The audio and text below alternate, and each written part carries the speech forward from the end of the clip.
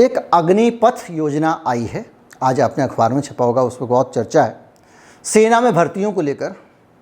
और उस अग्निपथ स्कीम को लेकर सरकार की नीयत क्या है वो इस अखबार की रिपोर्ट से आप देख सकते हैं, जो बता रही है कि हर साल 75% पेंशन का खर्चा कम हो जाएगा सरकार का, उसकी फ़िक्र वहाँ पे है, इसलिए वो अग्निपथ स्कीम ला रही है। और जो अग्निपथ स्कीम में जो लोगों को 4-4 साल के लिए नौकरी के लिए रखेंगे, इस सब को गिना जाएगा सरकार की 10 लाख वाली योजना में।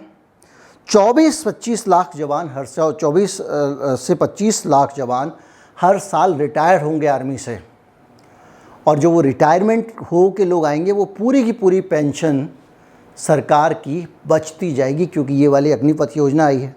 इस योजना के बारे में जिनको पता ना हो उनको बता देता हूँ। करीब 45,000 युवाओं को सेना में हर साल शामिल किया जाएगा। इसमें 21 साल तक के युवा होंगे और उनको इस योजना का लाभ मिलेगा। मेरिट और मेडिकल टेस्ट के आधार पर भर्ती होगी। 4 साल के लिए सेना की सेवा करने का मौका मिलेगा। 6 महीने की बेसिक मिलिट्री ट्रेनिंग मिलेगी। 30,000 से 40,000 महीना सैलरी मिलेगी उनको।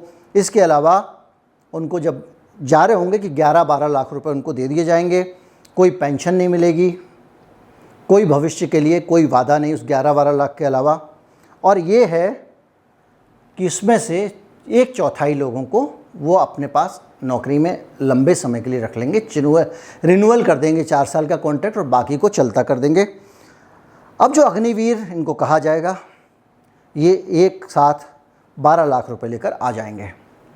अब इस योजना को लाकर सरकार ने तो अपनी बनिया बुद्धि चला दी, माफ़ कीजिएगा, जाति से इसका लेना देना नहीं है, और ये कर दिया कि वो पैसे बचाएंगे, व्यापारिक बुद्धि चला दी। लेकिन आपके इस पैसे बचाने की कीमत देश कितनी भुगतेगा, आपने सोचा है? ये जो बच्चे हर साल भर्ती होंगे 4 साल के लिए, अब जिन भर्तियों के लिए इन लड़कों को रखा जा रहा है 4 साल के लिए, उनको 6 महीने की ट्रेनिंग देंगे।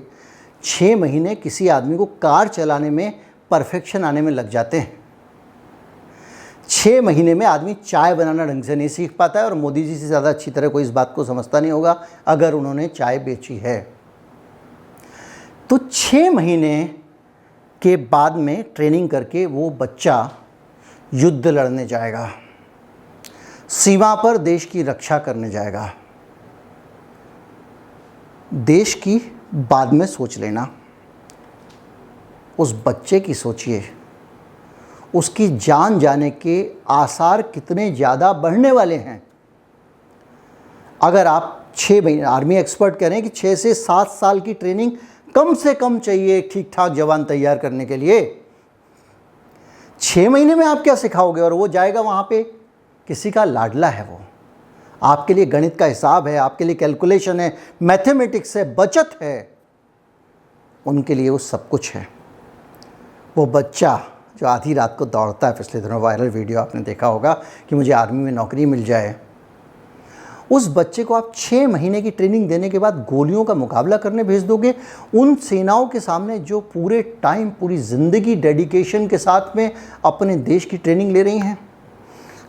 क्या आप सोचते हैं कि 2 साल के बाद, 3 साल के बाद जो वो बच्चा होगा वो फिर वो देश के लिए प्राण बलिदान करने की सोचेगा, या ये सोचेगा कि अगले साल 12 लाख रुपए देके मुझे ये रवाना कर देने वाले हैं, उसके बाद मैं क्या करूँगा?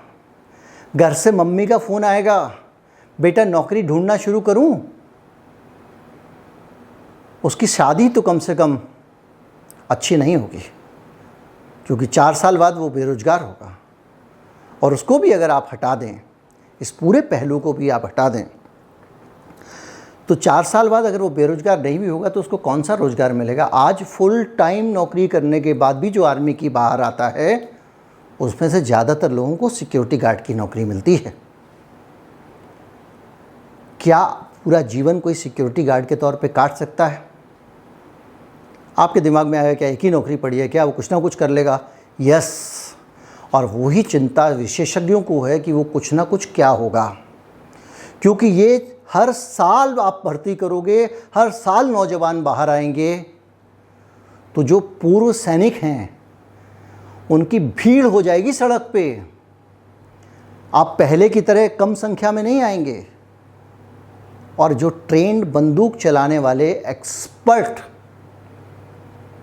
कम से कम आम आदमी के मुकाबले तो एक्सपर्ट ही होंगे, उनकी डिमांड कहाँ होगी? कोई गैंगस्टर चाहेगा कि उसके पास शार्प शूटर के तौर पे मैं इनको रख लूँ, वो उसको ट्राई करेगा। अपराधी चाहेगा कि मैं इसको ट्राई करेगा। वो फौजी है, उसको लड़ने के लिए बनाया गया, उसकी मानसिकता वॉरियर वाली है। हो सकता है वो भी कोई ऐसा काम चुन ले जिसमें शक्ति की आवश्यकता हो, हथियार चलाने की आवश्यकता हो, जिसमें युद्ध कौशल की आवश्यकता हो। क्या होगा? और अगर इन दोनों परिस्थितियों से अलग सोच लें तो कोई देश विरोधी शक्ति ऐसे ट्रेंड कमांडो को, ट्रेंड हथियार चलाने वाले को क्यों नहीं अपने साथ जोड़ना नहीं चाहेगी? क्या पॉलिटिकल मिसयूज़ नहीं होगा ऐसे लोगों का? अलग अलग पार्टियां, दंगाई पार्टियां, ऐसे लोग जो इस देश पे अमन चैन के दुश्मन हैं, जो निजी सेनाएं बनाते हैं, जो अपने संगठन की सेनाएं बनाते हैं, जो त्रिशूल लेके घूमते हैं, बंदूक लेके घूमते हैं, फरशे लेके घूमते हैं, भाले लेके घूमते हैं, कटार लेकर घूमते हैं,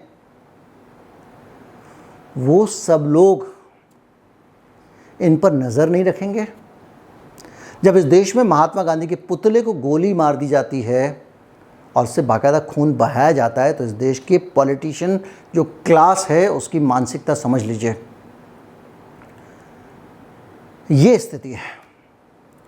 और इस स्थिति में भी अगेन वही वाला एंगल, नौकरी वाला, जो मैं अभी आपको बता रहा था। एयरफोर्स के चीफ कह रहे हैं कि जो लोग बच्चे इसमें आएंगे उनको इसमें ही आना पड़ेगा। आप जिन लोगों ने एयरफोर्स का टेस्ट दिया हुआ है, जिन्होंने फिजिकल दे दिया है, जिनके अपने ऑलरेडी जिन्होंने अप्लाई कर रखा है, जिनकी पेंडिंग है, उनको नौकरी अब नहीं मिलेगी, उनको इसी में नौकरी मिलेगी। दोबारा से इसमें अप्लाई करना पड़ेगा। इस बीच में ओवरेज हो गया तो तुम्हारी प्रॉब्लम है। और जो लोग इस 4 साल में आधे ओवरेज तो वैसे ही हो जाएंगे, वो कैसे नौकरी ढूंढेंगे, ये अलग समस्या है। और ये सब इसलिए हो रहा है कि जो इस देश की स्टेट है ना, वो नागरिकों के प्रति अपनी जिम्मेदारी निभाना नहीं चाहती है। वो इंटरनेशनली नंबर 2 की सबसे बड़ी हथियारों की खरीदार बन सकती है। वो अमेरिका से हथियार खरीद सकती है, रूस से हथियार खरीद सकती है, पूरी दुनिया से, इजराइल से हथियार खरीद सकती है।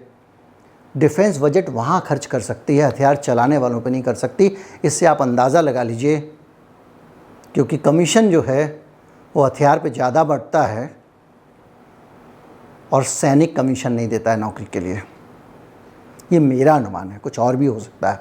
बहरहाल सरकार जब इतना खर्च कर रही है रक्षा पे, तो रक्षकों पे भी कर दे। रोज़गार आम आदमी को मिलता है। मुझे लगता है सरकार को यही तकलीफ है। उम्मीद करता हूँ इस पूरे खबर के सारे पहलू आप समझ गए होंगे। आप समझ गए होंगे कि आपको नौकरी नहीं मिलने वाली है। जो मिलने की बात की जा रही है वो भी आप ही की नौकरी आपको 5 साल पहले, 7 साल पहले, 8 साल पहले मिल जानी चाहिए थी।